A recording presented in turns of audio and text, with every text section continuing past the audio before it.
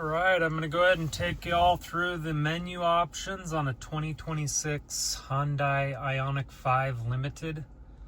If you're familiar with the Ioniq brand, the menus may be similar. There may be new options that you haven't seen in the Limited. Let's go ahead and get started here. By going to the setup and then vehicle, let's start with driver assistance. Couple menus here. You click the labels. Different controls here. Kind of self-explanatory.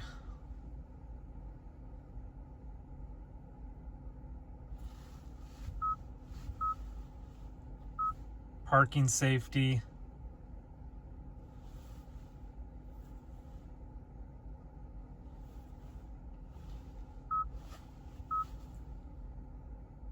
Forward detection safety, forward cross traffic safety when objects or people are walking in front, forward side where a risk of collision from the side is detected, lane safety, blind spot view monitor. This is a camera that turns on each side when you turn on your blinkers. Blind spot safety, safe exit when a passenger in the rear is getting out of the car, like if you're parked on the side of the street and traffic's coming towards them. Parking safety, camera, parking distance, forward side safety, rear safety. These are pretty neat. As you're parking and backing up, it actually illuminates lights around your car on the display, indicating there's objects nearby.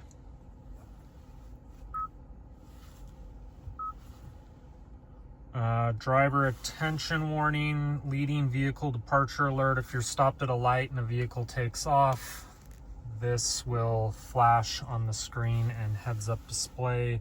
The forward attention warning is a camera that's looking at your eyes. It's mounted on the steering wheel.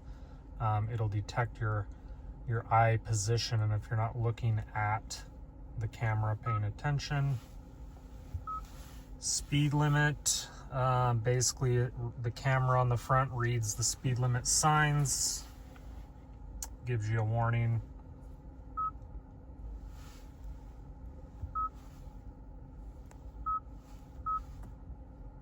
I think we went through this. Lane change assist, auto highway speed change. Brake or drive mode talks about the braking mode. You can have that normal or sport. Drive mode change alert. That's an image that shows on the display as you change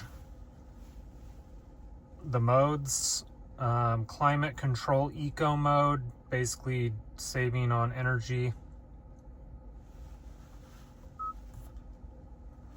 Couple neat features. Recirculate air blocks the air from the outside, but if the humidity gets too high on the inside, the car will automatically switch to fresh air ventilation.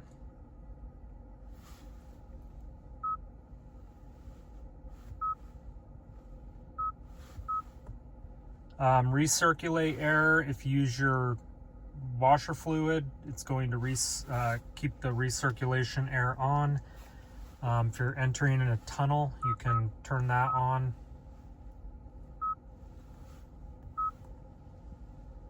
Defog, defrost, you can read it there. Auto defog.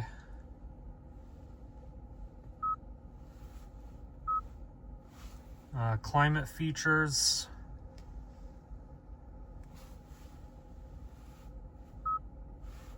If we go to seat, this is an option to display the seat diagram. As you're moving the seat, arrows will display on the on the seat, as you can see, based on the movement of the seat.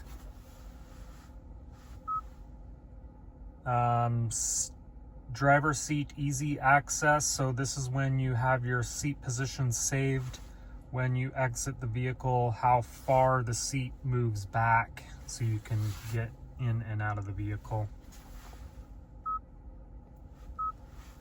Lighting, really neat feature in the 2026. I'm not sure if previous models have this. For the limited, you can select a color of the interior lighting, and that will illuminate the door handles, the speaker grill ring, as well as the back seat.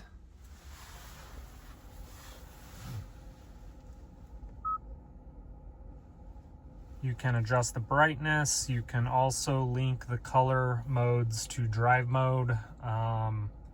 So if you shift into sport mode, they might turn red for sport.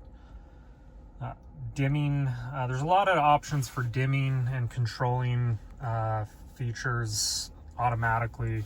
Like this one is dimming. There's brightness, similar to how a phone will adjust brightness on the screen.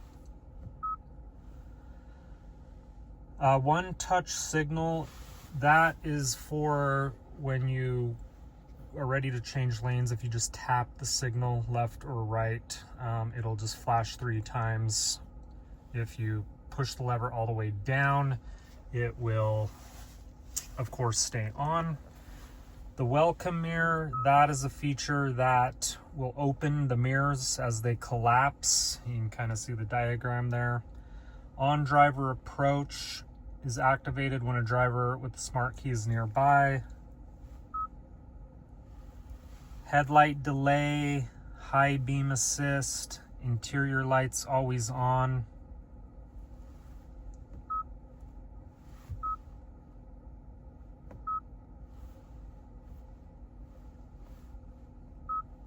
For door locking, you can set it to automatically lock based on if you shift into park or drive, or once the car starts moving.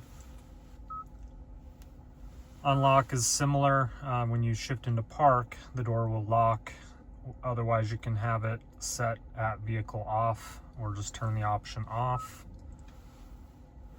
You can set the key fob as well as a digital key if you use that. The digital key is using your Apple Watch or an NFC device, even a smart card type of card to unlock and start the car.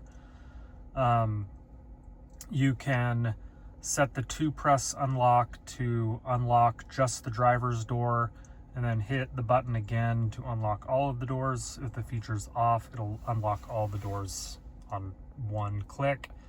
Power lift gate is just enabling it. Power lift gate speed, power lift gate opening height. Smart lift gate, kind of a cool feature. If you have that on, you can walk up to the back of the vehicle with the key in your pocket and stand for about 3 seconds, I believe, and then it opens the lift gate automatically. One drawback I've already noticed, if you're walking around your car, like getting out and walking into a building but have to cross the back of the car after you lock it, that could activate it after a certain number of seconds. So as you're walking away, the trunk could actually open, and if you don't notice that, it would remain open. An option to open the windows remotely. Digital key, you can use your smartphone NFC feature. In Apple, it loads as under your Apple Wallet, and that now becomes a key. You don't even need the smart key that comes with the car. You can purely use your phone or Apple Watch as the key to start your car, unlock it, etc. If you have an NFC card, similar to, a badge reader card that you may use at work, something like that. I think those are RFID, some are probably NFC.